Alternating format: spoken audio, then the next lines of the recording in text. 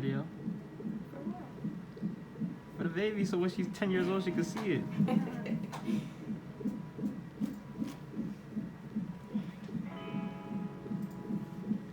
Beautiful, mommy. Your heartbeat's going good, babe. You about to come out probably in a couple hours. The doctor said you're doing good. Or nurse, I should say. Okay, bye. See you soon. Hey y'all, I didn't get to record me on my way to the hospital, but I woke up this morning, used the bathroom, laid back down, and I'm having contractions again. So I'm here. They're probably gonna monitor me and just see what's going on, and I might be having a baby today, so I'll keep you guys updated. Your girl is in pain already, but we're doing okay, so I'll definitely let you guys know what's going on and try to record for you guys as best as I can. It's baby time.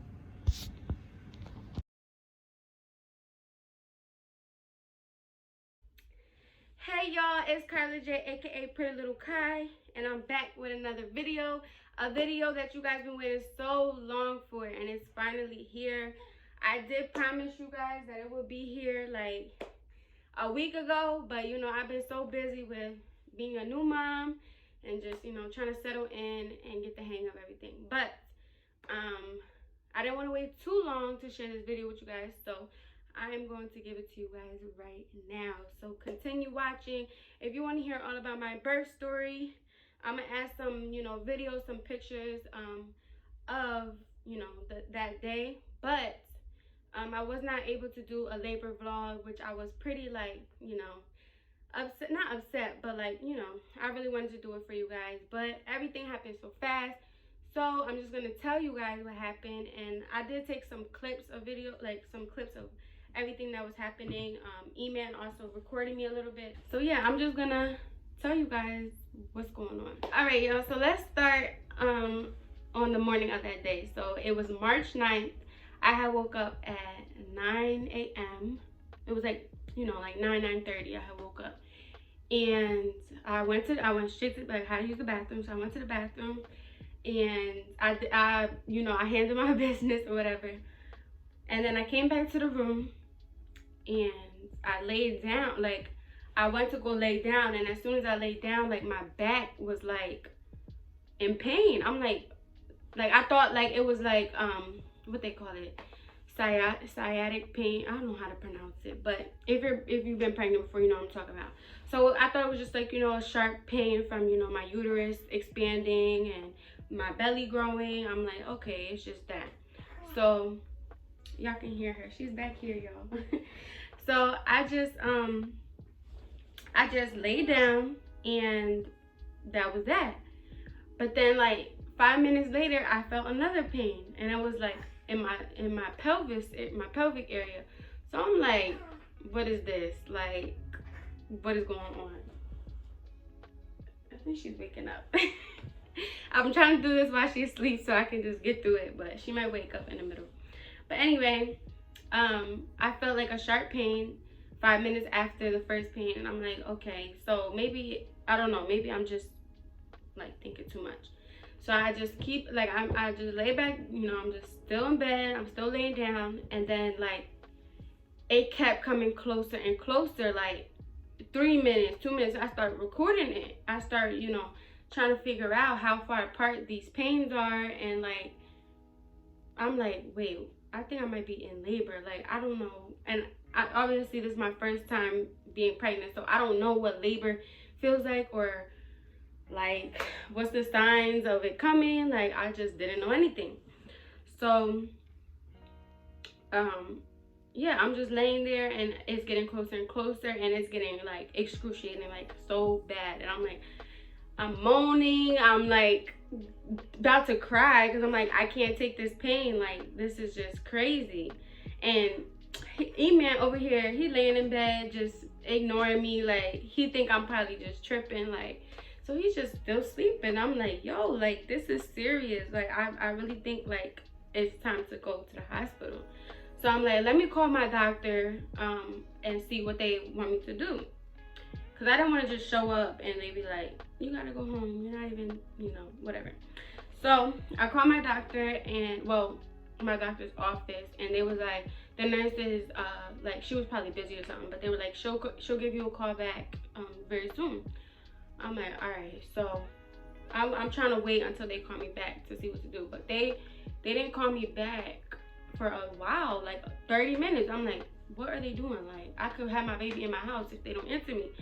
So, like I said, the pain was super close, like 2 minutes apart at this point. The pains were super strong, and I'm like, okay, it's time to go. Like, we gotta go. I can't take this anymore. So, like, I could not even stand. But like, the thing is, when the pain comes and it goes, like when it goes away, I'm fine. Like, there's no pain. But as soon as that contraction comes back around, yo, that pain is different. Like, y'all don't understand. That pain is different. Like, any woman who has given birth, who has dealt with contractions and labor, you are strong. Like, women are so strong. Like, I never knew what it really felt like, and now I do, and it's like crazy. But anyway, back to the story. So we start like, I didn't have no hospital bag ready, nothing like that. I was supposed to be doing my hospital bag video that week. Like, it was just crazy. But we didn't have no hospital bag packed, so I had, like, I told Emil, wake up. He woke up, he started packing all our bags. Well, I packed mine a little bit, then I had him grab some other stuff because I was having contractions in between all of it. So he gets his bag ready, I get my bag ready. We just, the baby's bag was already ready. But yeah, we got the car seat, like the car seat was still in the box. Like, we were just not prepared. But we got all our stuff ready in like 10 minutes, and we was out the door on our way to the hospital. And for those of y'all who watched my, I think it was my last video before I gave birth, it was my 34-week update, something like that, maybe 35, I don't know. But anyway, I explained that I was going to be getting induced. So I had went into labor on March 9th, it was Tuesday, and I was supposed to give birth on March 14th. Well, I was supposed to get induced on March 14th, that Sunday. So I was gonna be having her sometime that week, or like Sunday or Monday, but I ended up giving birth like 5 days before my induction date. And like, the way everything happened is so crazy. Like, it's like God knew what was going on. He knew how I felt, and I prayed so much. Like, y'all know, well, some of y'all know, I was super worried. Like, if you watch my video, I was worried. I really didn't want to get induced. I heard a lot of bad things about it. And so I was just like, I don't want to do this. Like, I really just want to give birth naturally. So the fact that I actually went into labor on my own and I was able to have a vaginal birth was just like amazing to me. Like, I felt like God answered my prayers. He was there with me the whole time, and he knew what I needed. That's that. So anyway, we were waiting for the hospital call. Still didn't call. I couldn't take it. We packed our bags and we left, and we were on our way to the hospital. I was having contractions in the car. There was traffic, and on our way there, when we were in traffic, the hospital calls, and they're like asking me all these questions, like, how far are they apart? Did you lose your mucus plug? Have you lost any fluid? Like, they were just asking me all these, like, medical questions. And I was just explaining to them what was going on and what was the level of pain and all this stuff. And she was like, okay, what you're describing is labor and you need to go to the hospital right now. And I'm like, I'm already on my way. Like, y'all late. I'm already on my way because y'all took too long. Like, imagine if I would have waited for them to call. I could have had my baby in my house. Even though I had her hours later, but still. So I'm like, I'm already on my way. They're like, oh, okay, well, how far are you? I'm like 10 minutes, 15 minutes away right now. She was like, okay, we'll give labor and delivery a call and say that you're coming in. So I came into the hospital, and E-Man had to go park in the garage. So I walked in by myself. And like, and like when you walk in, you have to do like a COVID check. So they check your temperature and they ask you these questions and stuff. So they did all that, but there was a line at the help desk, and he, like, I guess they were telling me to stay in the line. And I told the guy, I'm like, I can't, like, I was having a contraction. So when I was having contractions, I would get not mad, but like, obviously I'm in pain, so I'm not gonna be happy, I'm not gonna be smiling. So I'm like, I can't wait in this line. I'm in labor right now, I'm having contractions, I need to go to labor and delivery. And he's like, oh okay, it's fine, come with me. So they show me the way. Everybody's looking at me because I'm like limping, like bent over, because I'm feeling so much pain in my back. So I get up to labor and delivery, I have to sign in or whatever. I get to like the evaluation room, which is like the first initial room where you go in. They check like your cervix, they monitor the baby's heartbeat, they check your blood pressure, all that stuff. So I'm in that room or whatever, I'm just laying on the bed, I'm waiting for Eman to come up. And I'm just like, I'm still having contractions. They're monitoring the contractions and the baby and every, like, that was like, I don't even know, that was probably like 30 minutes, right? So then like 30 minutes passed, and next thing you know, my water breaks. So y'all, my water broke, and I am gonna be changing rooms and going to labor and delivery, well, the labor part. But I'm 4 centimeters and 80% effaced. So she's coming today. Her dad is over there. But I'll keep y'all updated. Here was like pop, and a gush of warm water just comes out, and I'm like, at that moment, like I was stuck. I was like, cause I was still in disbelief. Like, maybe I'm thinking like, this ain't labor. Like, maybe I'm just, you know, Braxton Hicks. I don't know. So I was just not believing that I'm about to have a baby. So my water breaks, and I'm like, oh yeah, it's on and popping. I'm about to push out a baby. I was like nervous. I'm like, I don't know what's going on. So I text Eman, I'm like, my water just broke. And he's like, yeah, he's hyped. He's like, hey, like, it's lit. I'm like, it's lit, like, for you, not for me. So, and I'm texting my family, like, I'm telling them, like, my water just broke. Well, and they had checked me, like, I'm just updating them. They had told me I was 4 centimeters, and the next thing you know, my water broke. So I'm texting them, like, every, like, 5 minutes about what's going on. Like, my water just broke, and they're all happy. They're like, you know, you got this, like, y'all gonna be good. I'm just, you know, letting my family know what's going on. So Eman finally comes into the room, and the nurse comes in, and she like puts the IV in. Then they check the fluid to see if it's amniotic fluid or if it's like something else. But they do like this little pH strip, and if it turns blue, then it's amniotic fluid or whatever. So they checked it. They checked it, and then after that they were like, okay, we're gonna get you to the labor and delivery level or whatever. So as I'm still waiting. I'm just laying there. They gave me a new gown and stuff, and like underwear, and then they wheel me to labor and delivery.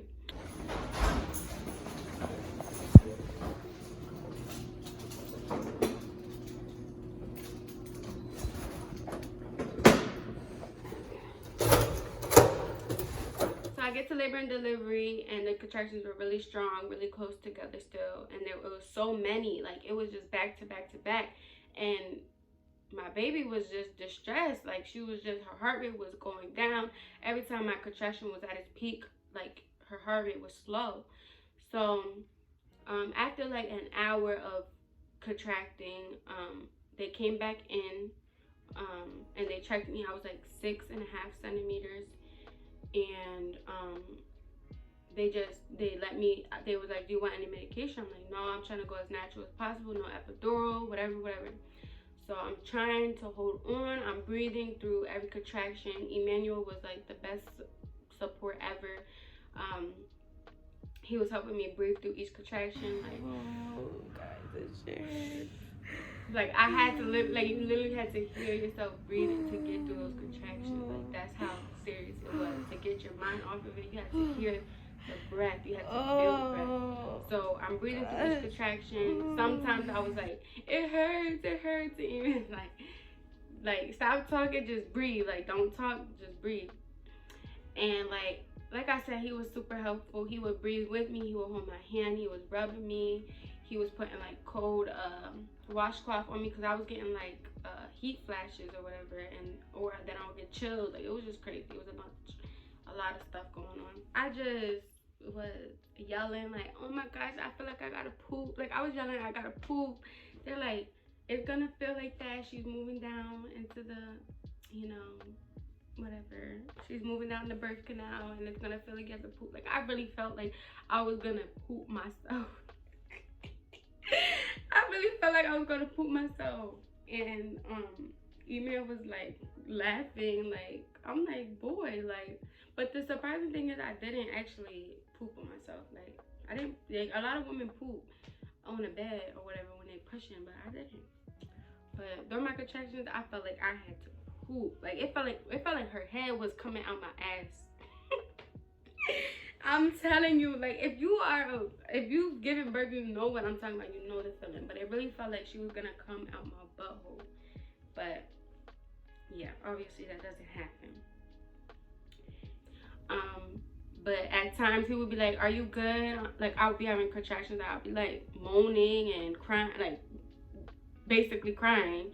And he's like, "Are you good?" I'm like, I said, "Stop." I wasn't like no crazy baby mama, like cursing people out or nothing, but I was like, stop asking me that. Like, does it look like I'm okay? Like, I'm in pain. I'm about to have a baby. Don't ask me if I'm good. Like, I was just like, don't ask me that. I told him, I was like, stop asking me that.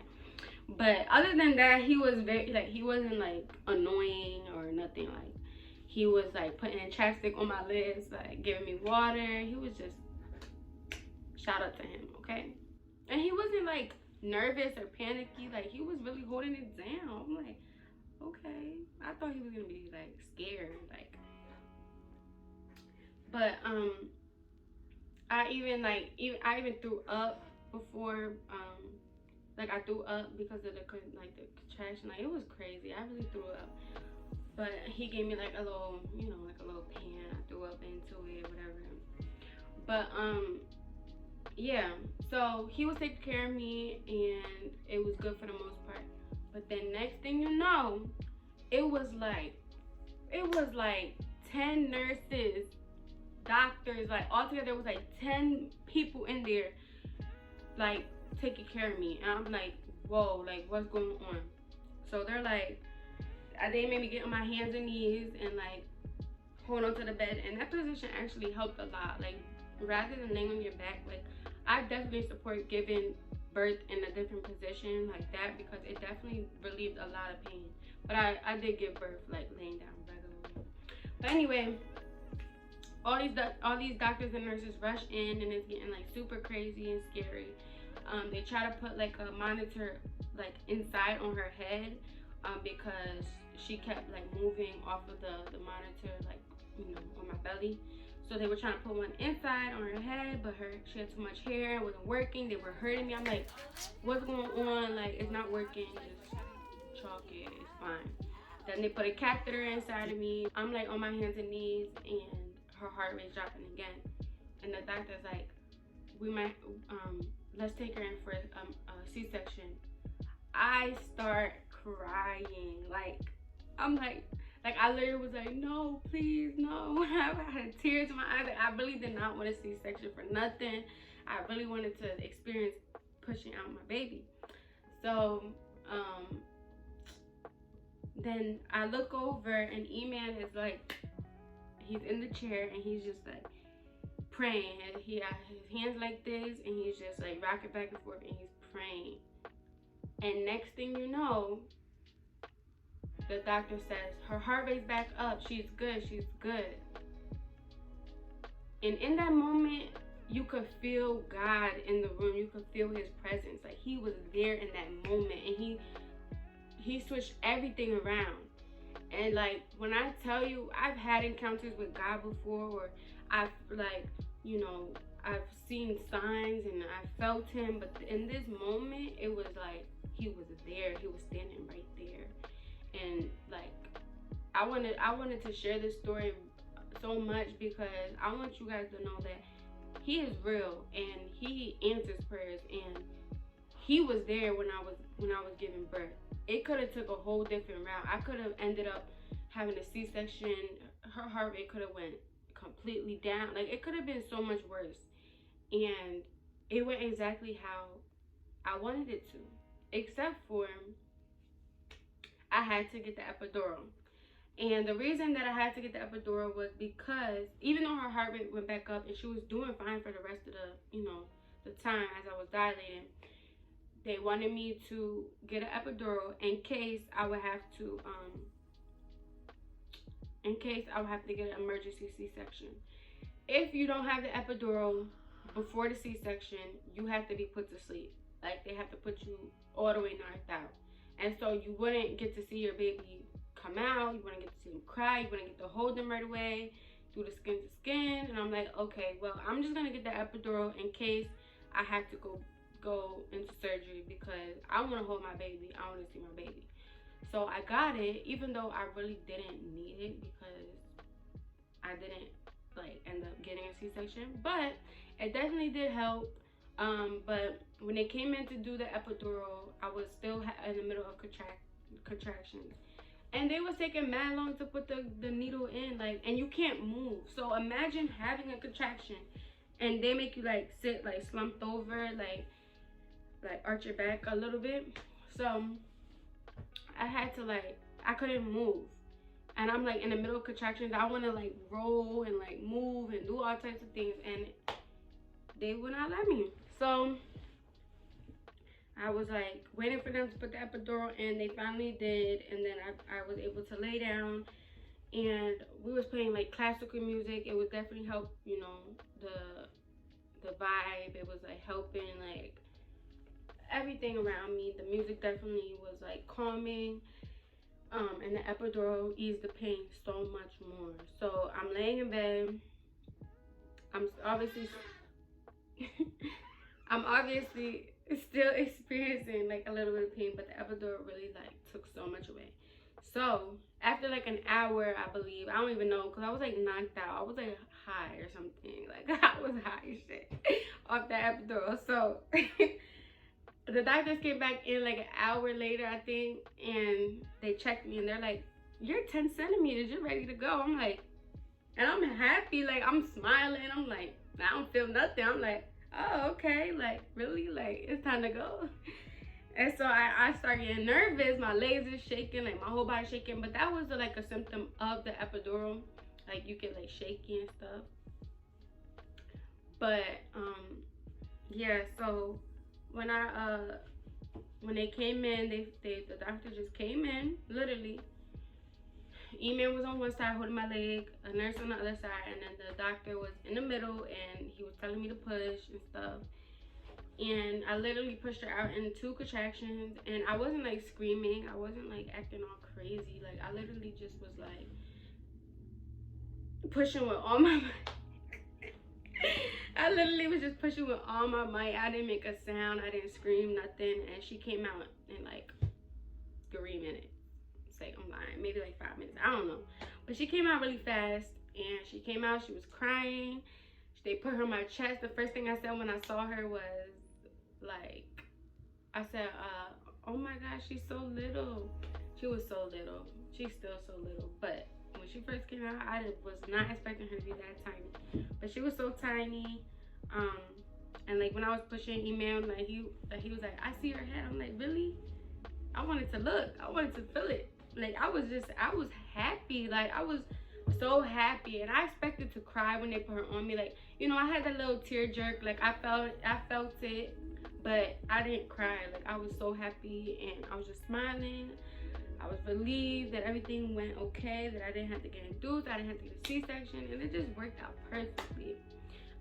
But yes, that is my birth story. Nature Sarai Cavicoli was born March 9th, 2021, and she was 4 pounds, 10.1 ounces. So, and 17 inches long. So that's my birth story and everything that went on. It was really like, it was so much better than I expected. I was watching so many labor vlogs. They were crying, they were screaming, and don't get me wrong, I was in pain. I was giving attitude. I was yelling. I was moaning. I was, all of that. But I really thought it was gonna be so much worse, and it wasn't. And I'm super blessed. I didn't tear. My bleeding is not heavy at all. Obviously my daughter is healthy. Besides the fact that she's like little, but she was born 4 weeks early. So other than that, like, me and her are both healthy. Like, no blood pressure problems, no nothing, no complications, and we're so blessed. And I just, like, I'm so thankful. And to all my family and my friends who were there to support me, not physically there, but texting me and just checking up on me and making sure that I was good throughout my pregnancy. I'm so grateful, and I'm just really ready to take on this journey. Me and baby girl got so much in store. I can't wait till she gets bigger. She's a little boring right now. She's good though. She's a good baby. She's gaining her weight, and slowly but surely she's gaining her weight. She's beautiful. She sleeps well, and she's just so cute. But like I said, there was no complications, no nothing. And y'all, look at the snapback. I'm 2 weeks postpartum, like 2 weeks and 2 days or something. But this is my body.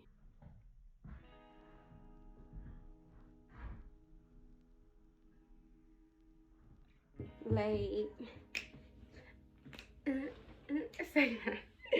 But no, I still got a little meat, but ain't nothing wrong with a little meat.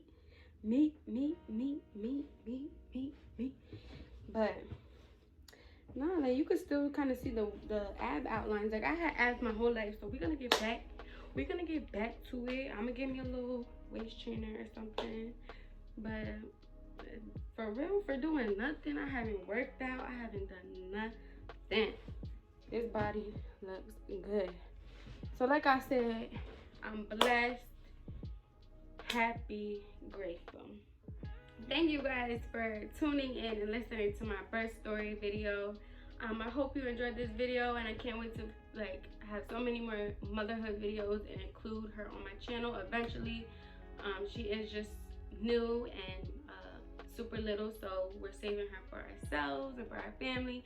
But eventually she will be introduced on my channel. So thank you guys for subscribing and following this journey with me. You guys been with me throughout this whole pregnancy, from the gender reveal to my appointments and to now. So we got so much more in store, and I can't wait to share it with you all. So I love you guys, and I will see you guys on my next video. Bye, y'all.